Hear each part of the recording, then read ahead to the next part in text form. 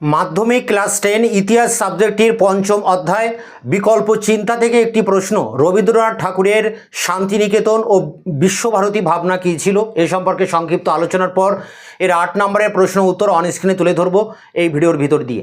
তো দেখো, রবীন্দ্রনাথ শান্তিনিকেতন ও বিশ্বভারতী স্থাপন করেন। আমরা জানি শান্তিনিকেতন 1918 সালে তৈরি করেন। এর 3 বছর পর 1921 সালে তিনি বিশ্বভারতী তৈরি করেছিলেন। রবীন্দ্রনাথ ছিলেন একজন ভারতীয় শিক্ষাবিদ, দার্শনিক। তিনি প্রকৃতিবাদী ছিলেন, অর্থাৎ প্রকৃতি প্রেমী ছিলেন। তার যত কবিতা, নাটক, গান সব কিন্তু তিনি লিখেছেন প্রকৃতির কোলে বসে। তিনি প্রাচীন ভারতের যে শিক্ষা ব্যবস্থা ছিল, আশ্রমিক যে শিক্ষা ব্যবস্থা, বৈদিক যুগে আমরা দেখি যে গুরুর বাড়িতে থেকে শিক্ষার্থীকে সেখানে বিদ্যাচর্চা করতে হতো, যাকে আমরা বলি ব্রহ্মচর্যাশ্রম। অর্থাৎ গুরুর একটি আশ্রম আছে, সেই আশ্রমে একটা গাছের গোড়ায় গুরু বসতেন উঁচু বেদিতে, আর নিচে ছাত্ররা বা শিষ্যরা বসতেন এবং সেখানে পারস্পরিক আদান প্রদানের ভিতর দিয়ে, কথাবার্তার ভিতর দিয়ে এই শিক্ষা কিন্তু দেওয়া হতো শিষ্যদের, গুরু দিতেন। তো এই যে গুরু কেন্দ্রিক যে শিক্ষা, আশ্রমিক যে শিক্ষা, সেই ব্রহ্মচর্যাশ্রম সেটা তিনি তৈরি করেছিলেন এই শান্তিনিকেতনে। তার কারণ রবীন্দ্রনাথ দেখেন যে ব্রিটিশ যুগে ইংরেজরা এদেশে যে শিক্ষা ব্যবস্থা চালু করেছে তার প্রধান উদ্দেশ্য হচ্ছে কেরানি তৈরি করা। সরকারি অফিসে যে কেরানি দরকার হয় সেই কেরানি তৈরি করার জন্য ইংরেজি শিক্ষা প্রবর্তন করে কিছু কেরানি তৈরি করা হচ্ছে এবং সেই কেরানি ইংরেজদেরই তাবেদারে পরিণত হচ্ছে। এই যে প্রচলিত শিক্ষা ব্যবস্থা, এর তীব্র সমালোচনা করেন রবীন্দ্রনাথ এবং তিনি প্রাচীন ভারতের যে শিক্ষা ব্যবস্থার ঐতিহ্য তাকে তুলে ধরার জন্য, সেই গুরু শিষ্যের সম্পর্ককে পুনরায় প্রতিষ্ঠিত করার জন্য সেই আশ্রমিক শিক্ষা ব্যবস্থা অর্থাৎ ব্রহ্মচর্যাশ্রম বলে একটি বিদ্যালয় তিনি এই শান্তিনিকেতনে 1918 সালে তৈরি করছেন।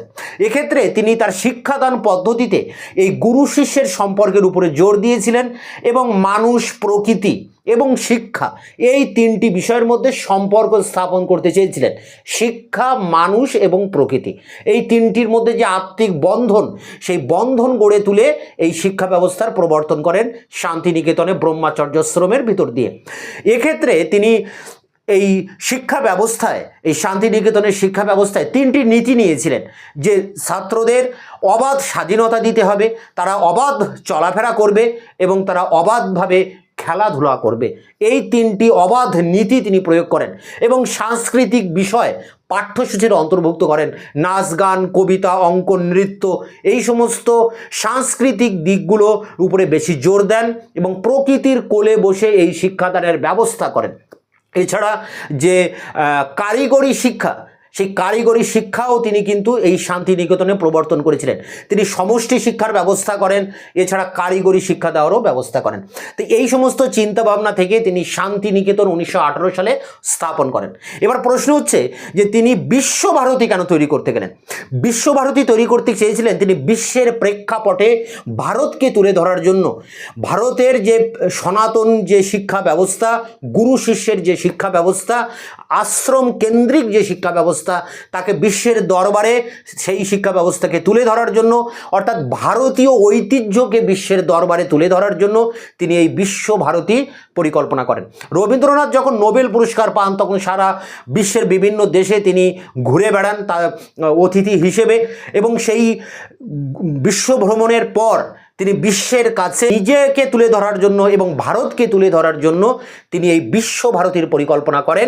অর্থাৎ বিশ্বের দরবারে এই বিশ্বভারতী পরিকল্পনা ছিল ভারতকে তুলে ধরা, বা রবীন্দ্রনাথ তিনি যে একজন ব্যক্তি, একজন ভারতীয় হিসেবে তার যে অনেক কর্তব্য রয়েছে, সেই কর্তব্যকে তুলে ধরার জন্য বা সেই কর্তব্যের দ্বারা বশীভূত হয়ে রবীন্দ্রনাথ এই বিশ্বভারতী প্রতিষ্ঠা করেন, যার মূল কিন্তু নিহিত আছে শান্তিনিকেতনী শিক্ষা ব্যবস্থার মধ্যে। তো এইভাবে আমরা দেখব যে রবীন্দ্রনাথ শান্তিনিকেতন তৈরি করছেন প্রাচীনকালের গুরু শিষ্যের সম্পর্ককে জোরদার করার জন্য। সেই শিক্ষা ব্যবস্থাকে তিনি ফিরিয়ে আনতে চাইছেন 1918 সালে শান্তিনিকেতন স্থাপন করে। পরবর্তীকালে ভারতকে বিশ্বের দরবারে তুলে ধরার জন্য বা ভারতীয় হিসেবে রবীন্দ্রনাথের যে কর্তব্য রয়েছে সেই কর্তব্যের দ্বারা বশীভূত হয়ে রবীন্দ্রনাথ এই বিশ্বভারতী ভাবনা তিনি করছেন এবং এই শিক্ষা ব্যবস্থার প্রবর্তন করছেন। এর উপরে যে 8 নম্বরের অ্যান্সার সেটি এবার অন স্ক্রিনে তুলে ধরছি, সেই জায়গা থেকে তোমরা খাতায় নোট ডাউন করবে। মাধ্যমিক ইতিহাস 8 নম্বরের প্রশ্ন পঞ্চম অধ্যায় থেকে রবীন্দ্রনাথ ঠাকুরের শান্তিনিকেতন ও বিশ্বভারতী ভাবনার মাধ্যমে কিভাবে প্রকৃতি মানুষ ও শিক্ষার সমন্বয় ঘটেছিল তা ব্যাখ্যা করো। প্রথমে ভূমিকা। ভারতে ঔপনিবেশিক শিক্ষাধারার মূল উদ্দেশ্য ছিল প্রশাসনের জন্য দক্ষ কেরানি তৈরি করা। রবীন্দ্রনাথ ঠাকুর এরূপ শিক্ষাধারার সমালোচনা করেন এবং শান্তিনিকেতনে ব্রহ্মচর্যাশ্রম নামক এক বিদ্যালয় ও পরবর্তীকালে বিশ্বভারতী স্থাপন করে এক বিকল্প শিক্ষা ব্যবস্থার সূচনা করেন। এবার মেন পয়েন্ট, শান্তিনিকেতন ভাবনা। রবীন্দ্রনাথ ঠাকুর কর্তৃক শান্তিনিকেতনে ব্রহ্মচর্যাশ্রম প্রতিষ্ঠার মূল উদ্দেশ্য ছিল এক, এরূপ আবাসিক ব্রহ্মচর্যাশ্রম প্রতিষ্ঠার মাধ্যমে শিক্ষক ছাত্র সম্পর্ককে প্রতিষ্ঠা করা এবং এভাবে প্রাচীন ভারতের ব্রহ্মচর্যাশ্রমের গুরু শিষ্য সম্পর্ককে পুনঃপ্রতিষ্ঠা করা।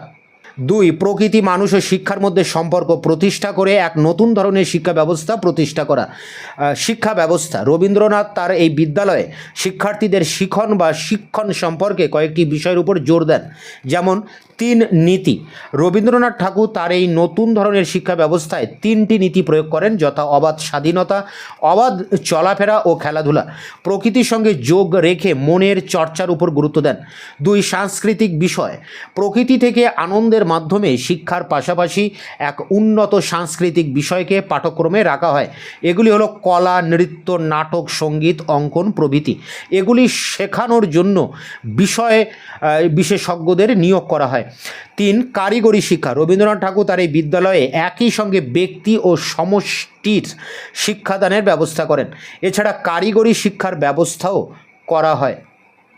এবার বিশ্বভারতী ভাবনা।